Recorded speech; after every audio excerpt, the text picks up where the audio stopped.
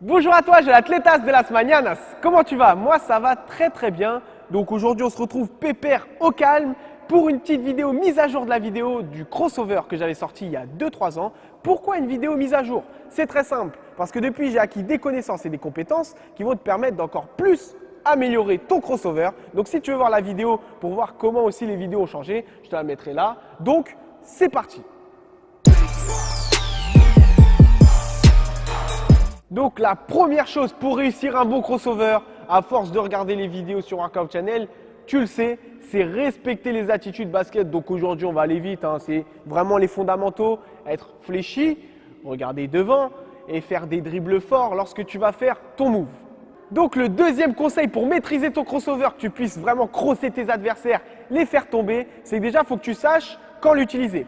Donc quand l'utiliser, c'est très simple, c'est qu'il faut que tu l'utilises plus ou moins quand ton défenseur est en moyenne, voire faible pression défensive. Pourquoi? Parce que si ton défenseur te colle vraiment et te met une très forte pression, tu vois, sur la balle, et le problème, c'est qu'il sera près de toi, il aura la main au ballon et comme tu passes avec le crossover, tu passes avec la balle devant, il te piquera tout simplement la balle. Et du coup, le deuxième conseil se rapporte à ça, c'est que lorsque tu fais ton crossover, il faut que ta balle passe sous la ligne de tes deux genoux. Comme ça, il faut vraiment qu'elle passe vraiment basse, parce que si la main de ton défenseur est plus ou moins loin, il faut que tu l'obliges à vraiment se baisser, à faire un effort pour te piquer la balle. Alors que si elle ne passe pas sous la ligne des genoux, tu facilites le taf du défenseur, il arrive, il te pique la balle, il te dit merci, salut et il va marquer. Ok?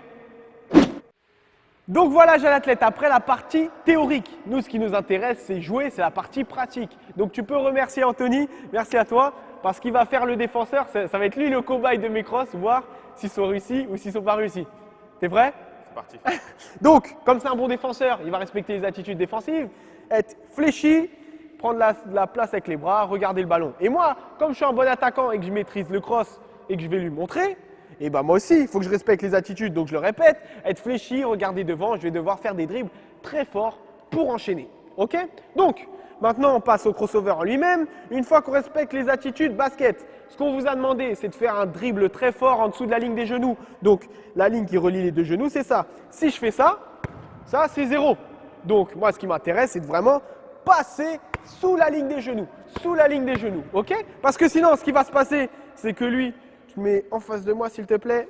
Lui, comme c'est un bon défenseur, il aura la main au ballon. Et si je passe pas sous la ligne des genoux, cadeau.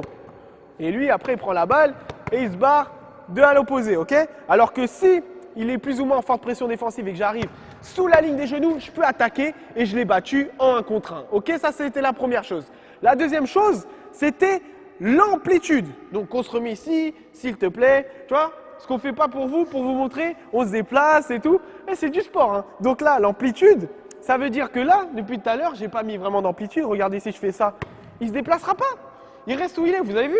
Il a essayé de prendre la balle, mais il ne s'est pas déplacé. Alors ce qu'on veut faire, c'est que lui fasse un choix, qu'il se déplace pour le battre. Donc nous, ce qu'on veut, c'est attitude, arriver, amplitude. Lui, il se déplacera et là, sous la ligne des genoux, et je pourrai aller marquer. Ok? Donc ça, c'est la deuxième chose.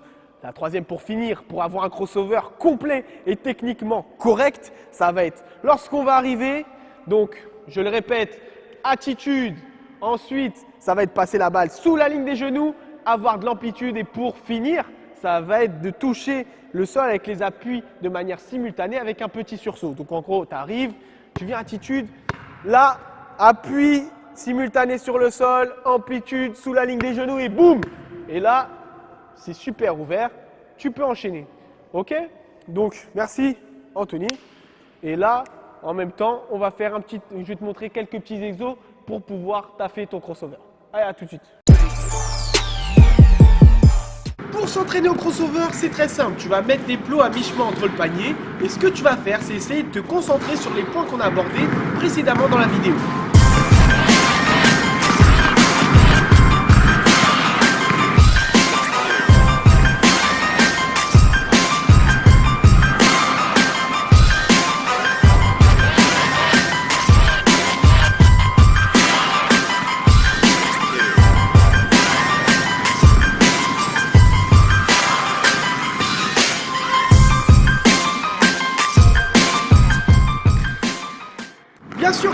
entraînement dit quelques ratés et quelques échecs. Ne te démotive pas pour autant et donne-toi à fond pour devenir un meilleur joueur de basket.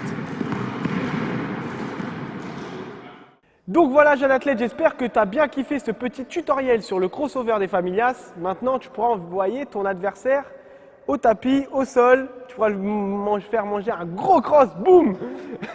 Donc encore merci à toi gros d'avoir joué le jeu. On se dit à la prochaine pour de nouvelles vidéos préparation physique et basket. Surtout n'oubliez pas que participer c'est bien mais gagner c'est mieux. Et on se dit à la prochaine, ciao.